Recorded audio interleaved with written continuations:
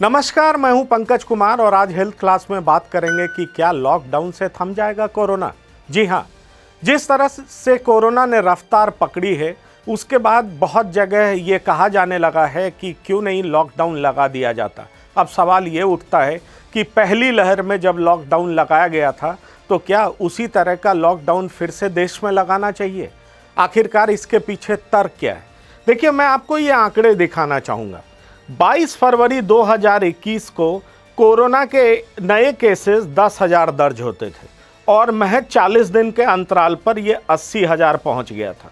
मतलब 22 फरवरी को 10,000 और 40 दिन के बाद 80,000, 8 गुना का इजाफा महज 40 दिन में। और पिछले साल की बात करूं तो 11 जून को 10,000 और 83 दिनों में 80,000। मतलब ये 2 सितंबर को 80,000 का आंकड़ा पहुंचा था। मतलब साफ है कि इन्फेक्टिविटी रेट कई गुना ज़्यादा है। जी हाँ, ये 40 दिन में 8 गुना हो रहा है और ये 80 दिन में 8 गुना हो रहा है। तो निश्चित तौर पर और ये 80 दिन में कब हो रहा था, 83 दिनों में? पिछले साल जब कोरोना का पहला लहर आया था। और यहाँ पर 8 गुना कब हो रहा है? तो इस साल। तो आखिरकार अगर इन्फेक्टिविटी रेट इतना ज़्यादा है, संक्रामक ज़्यादा है, ये तो तय हो गया है, लेकिन घातक नहीं है। घातक है कि नहीं है, इस पे अभी रिसर्च चल रहा है।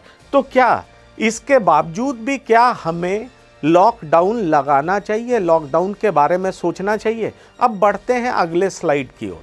मैं आपको ये बता दूं कि जो एक्सपर्ट्स हैं वो ये मानते हैं कि नहीं, लॉकडाउन विकल्प नहीं है। लॉकडाउन तब विकल्प था जब दुनिया को पता नहीं था कि कोरोना से कैसे लड़ना है। तो कोरोना से लड़ने के लिए उन्होंने एक टाइम बाय किया और चेन ब्रेक करने के लिए जब कोरोना थम नहीं रहा था, बहुत हालत ख़राब थी, समझ में नहीं आ रहा था कि इसका उपचार कैसे किया जाए, तो उस समय लॉकडाउन एक विकल्प के रूप में चुना गया। पर अब परिस्थितियां बहुत बदल चुकी हैं, इसलिए कोरोना के लिए लॉकडाउन विकल्प नहीं है। उनका कहना है कि अब जो सिम्टम्स भी आ रहे हैं वो माइल्ड हैं और मोर्टेलिटी रेट भी कम है। और अगर बात करें हॉस्पिटल के इंफ्रास्ट्रक्चर की, तो पहले से ज़्यादा हम काफ़ी तैयार हैं। हॉस्पिटल पे उस तरह का प्रेशर भी नहीं है, दबाव भी नहीं है, इसलिए कोरोना के लिए लॉकडाउन लगाना उचित नहीं होगा। वैसे अगर हम कुछ शहरों की बात करें, कुछ राज्यों की बात करें, तो partial lockdown, emergency lockdown, night curfew, ऐसे चीज़ों का सहारा लिया गया है। अगर मैं महाराष्ट्र के इन शहरों की बात करूं, नागपुर, अमरावती और अकोला में लॉकडाउन जैसी स्थिति है, लेकिन नेशन वाइड लॉकडाउन जैसी स्थिति से एक्सपर्ट्स बिल्कुल मना करते हैं। क्यों?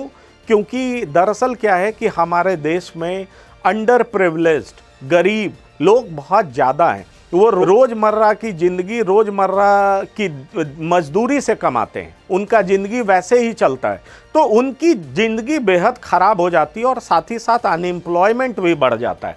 अगर हम अगले स्लाइड की ओर बढ़ें, मान लीजिए कि अगर हमने लॉकडाउन लगा भी दिया, हम अगले स्लाइड की ओर बढ़ते हैं, तो लॉकडाउन लगाने के बाद भी क्या होता है कि जो हेल्थ वर्कर्स होते हैं, जो फ्रंट लाइन वर्कर्स होते हैं, जो एसेंशियल सर्विसेज प्रोवाइड करते हैं, वो तो अन्य जगहों पर जाते हैं, लोगों से मिलते हैं, उनको ज़रूरी चीज़ों सामान प्रोवाइड कराते हैं, ज़रूरी चीज़ें प्रोवाइड कराते हैं।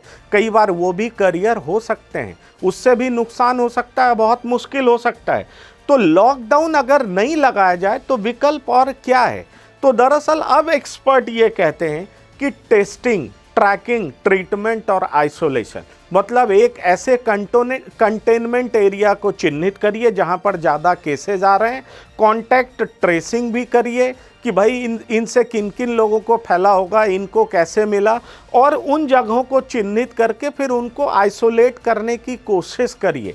ये इसी चीज़ पर एक्सपर्ट्स जोर दे रहे हैं। और दूसरी बात, इस बार जब अक्टूबर के बाद देखा जाने लगा, अक्टूबर में तकरीबन 14 लाख से ज़्यादा टेस्टिंग हो रहे थे, 14 लाख के आसपास, लेकिन अक्टूबर के बाद ये ग्राफ गिरने लगा, लोग रिलैक्स हो गए।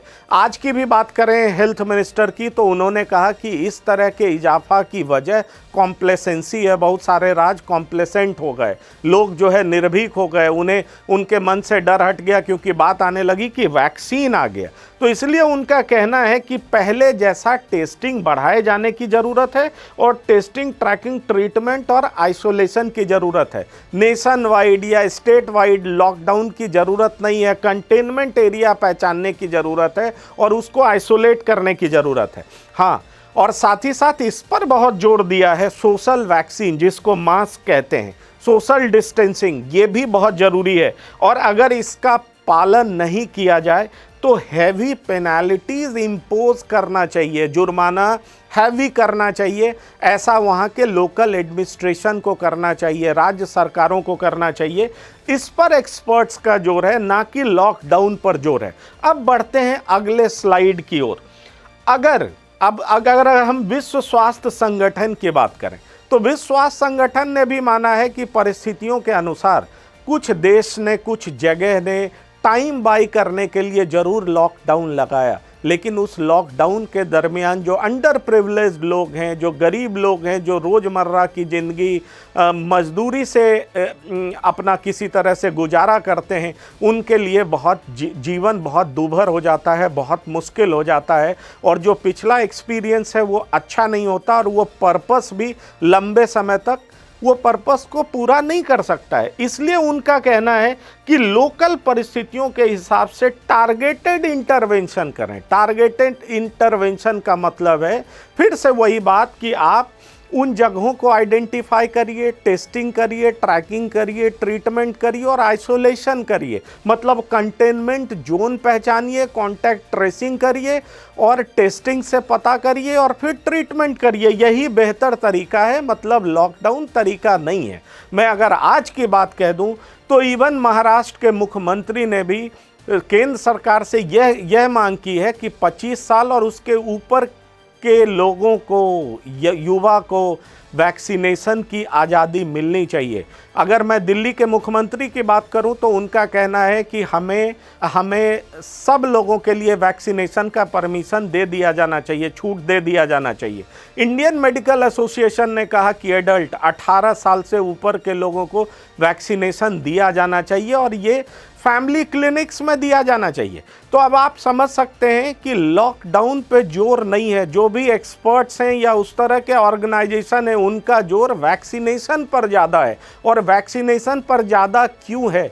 क्योंकि टारगेट ये है कि मैक्सिमम लोगों को इम्यूनिटी प्रदान हो सके और जितना ज़्यादा से ज़्यादा लोगों को इम्यूनिटी मिलेगा, समझ लीजिए हर्ड इम्यूनिटी होगा और तभी जाकर के इसके चेन पर ब्रेक हो सकता है। हाँ, ये बात और है कि कई बार वैक्सीनेशन के बाद भी री इन्फेक्शन के केसेस आ रहे हैं, पर इससे चिंता की बात नहीं है, क्योंकि अगर री इन्फेक्शन होता भी है तो उनमें सीवियरिटी कम होगा, माइनर होगा, कोई ज़्यादा परेशानी नहीं होगी।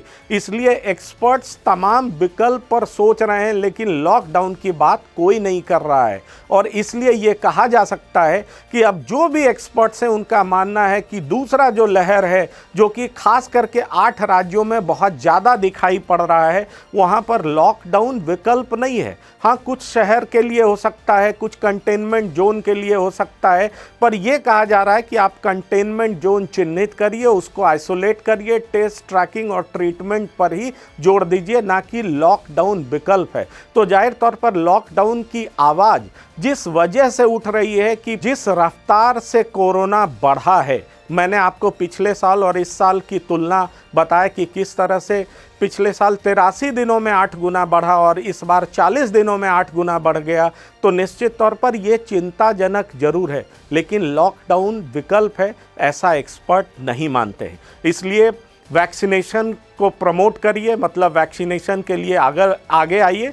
और साथ ही साथ मैं आपसे भी अपील करना चाहूँगा TV9 की तरफ से कि सोशल वैक्सीन, जिसको हम कहते हैं मास्क बेहद इंपॉर्टेंट है और सोशल डिस्टेंसिंग पर भी नज़र डालिए। और जो कोविड अप्रोप्रिएट प्रोटोकॉल है, अप्रोप्रिएट कोविड प्रोटोकॉल, उसका पालन जरूर करिए। धन्यवाद।